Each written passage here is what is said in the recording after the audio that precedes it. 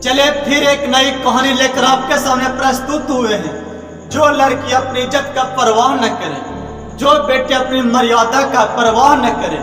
कहानी इसी जगह से शुरू होती है। एक राजा है जिसका कोई संतान नहीं होती है।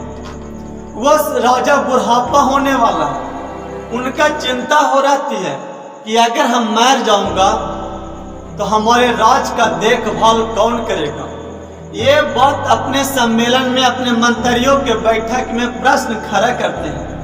मंत्रियों बोलते हैं कि आपको जिस पे भरोसा है उसका ही राजा बना दीजिए। राजा ने बोले कि अभी तक इस क्षेत्र पे पुरुष लोग राज किए हैं और अब की बार मैं स्त्रियों का, नारियों का, लड़कियों का अधिकार करने का, राज चलाने का अधिकार देना चाहता हूँ। सभी उस क्षेत्र के सभी लड़कियां उस क्षेत्र का राजा बनने का विचार कर लेती है, इच्छा व्यक्त करती है कि मैं भी उस क्षेत्र का रानी बनना चाहती हूँ, मैं भी उस क्षेत्र पे अधिकार जमाना चाहती हूँ।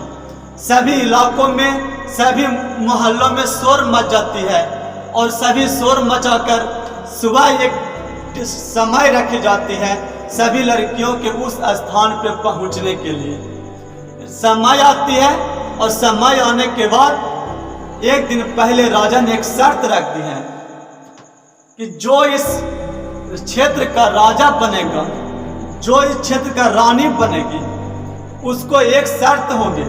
पहला शर्त ये होगी कि उनकी उस उम्र 18 से 21 साल होनी चाहिए और दूसरी बात उनकी यहाँ एक बार परीक्षा ली जाएगी। सभी लड़कियाँ इस प्रकार के शर्तों को पालन करते हुए अपने अपने घर से आने की तैयारी करते हैं। सुबह 4 बजे से ही अच्छे अच्छे कपड़े पहनते हैं, अच्छे अच्छे श्रृंगार करते हैं। जिनको घर में अच्छा कपड़ा न भी रहता है वो दूसरों के घर में से जाकर मांग के भी ले आती है और मांग के लाकर अच्छे श्रृंगार, अच्छे कपड़ों के साथ राजा के पास पहुंचने का प्रयास करती है।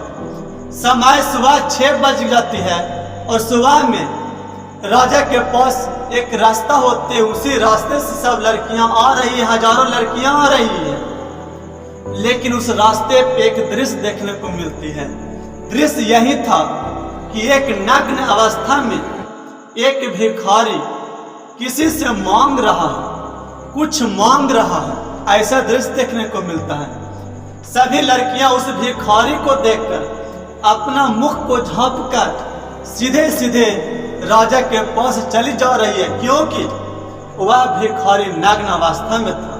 वह भिखारी नग्न अवस्था में था, इसीलिए सभी लड़कियां उस भिखारी से छिपकर राजा के पास जा रही थी। एक लड़कियां अपनी दुपट्टा उस भिखारी को जाकर पहना देती है और वह लड़कियां जब पहनाकर जब दूर चली जाती है, जब वह लड़कियां सोचती है कि मैंने तो अपनी इज्जत का परवाह नहीं किए, मैं अपने दुपट्टा उस भिखारी को दे दिए, अब मैं इस पूरे सभा में कैसे सामने होऊंगा, इस पूरे सम्मेलन में मैं कैसे आगे जा सकती हूँ।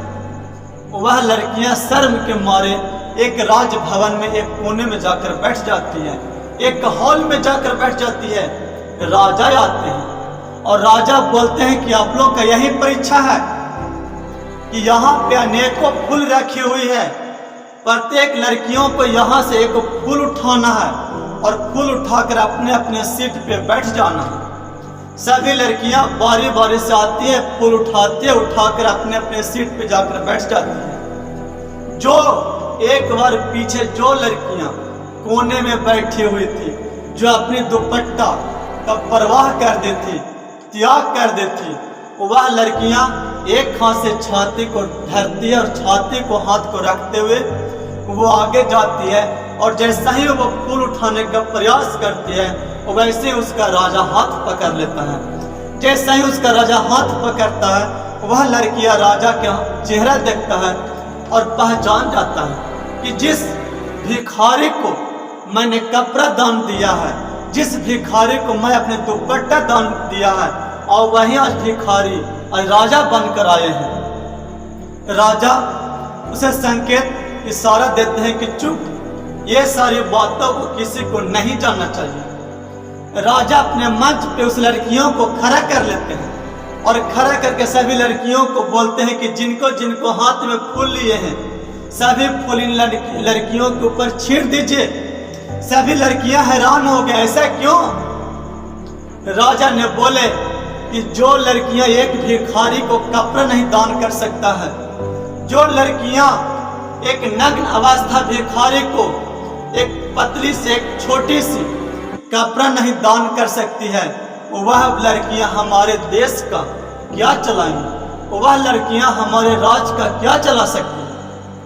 अगर देश चलाने की अगर बात आ जाए तो इज्जत का परवाह न करें। जितने सारे महापुरुषों हुए, महिलाओं में झांसी की रानी हुए, चंद्रकांता हुए, ये सारी जितने सारे पद्मावती हुए, ये सारी जितने सारे नारियां हुए, वो अपने देश की रक्षा करने के लिए, वो अपने समाज को रक्षा करने के लिए वो अपनी इज्जत का परवाह नहीं किए।